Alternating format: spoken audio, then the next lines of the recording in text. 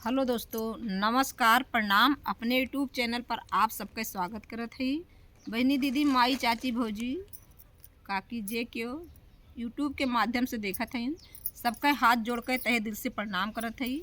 आज हम और हमार नंद भौजाई मिलके बहुत प्यारा, बहुत सुंदर लाचारी कहारवा गीत लेके आ हई। आप लोगन गीत के सुनिए, गीत अच्छा लागे तो चैनल का लाइक शेयर सब्सक्राइब करी और ज़्यादा से ज़्यादा अपन प्यार दुलार आशीर्वाद दी हैं।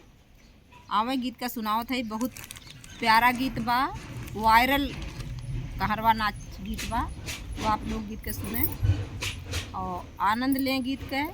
जो कुछ कमी हुए कमेंट के माध्यम से बताइए।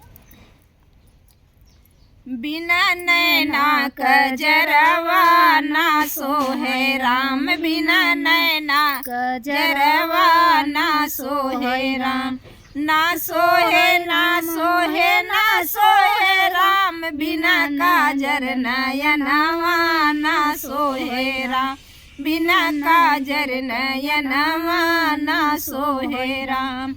नैहर में सब लोग भरे हैं, नैहर में सब लोग भरे हैं, बिना बपई सुगर बर के खोजै राम, बिना बपई सुगर बर के खोजै राम, के खोजै के खोजै के खोजै राम, बिना बपई सुगर बर के खोजै राम, बिना बपई सुगर बर के खोजै राम।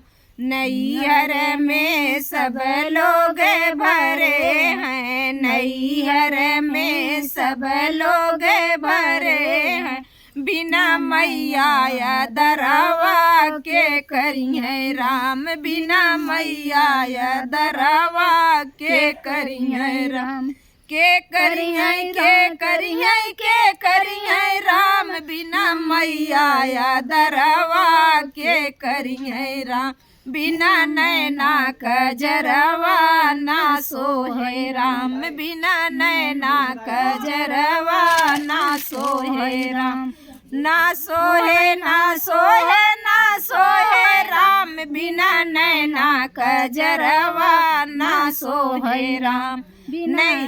नैहर में सब लोग भरे हैं, नैहर में सब लोग भरे हैं, बिना भाभी सिंगरवा के करिए राम, बिना भाभी सिंगरवा के करिए राम, के करिए के करिए के करिए राम, बिना भाभी सिंगरवा के करिए राम, बिना नैना कजरवा ना सोहे राम, ना सोहे ना सोहे ना सोहे राम, बिना नैना कजरवा ना सोहे राम, बिना नैना कजरवा ना सोहे राम। नैहर में सब लोग भरे हैं, नैहर में सब लोग भरे हैं, बिना भैया वो हरवा के डरिए, बिना भैया वो हरवा के डरिए राम, के डरिए के डरिए के डरिए राम, बिना भैया वो हरवा के डरिए राम, बिना नैना कजरवा ना सोहे राम, बिना नैना कजरवा ना सोहे राम, ना सोहे ना सोहे ना सोहे राम, बिना नैना कजरवा ना सोहे राम। ससुरे में सब लोग भरे हैं, ससुरे में सब लोग भरे हैं, बिना सासू तो पनावा के डरिए राम, बिना सासू तो पनावा के डरिए राम, के डरिए के डरिए के डरिए राम, बिना सासू तो पनावा के डरिए राम, बिना नैना कजरवा ना सोहे राम।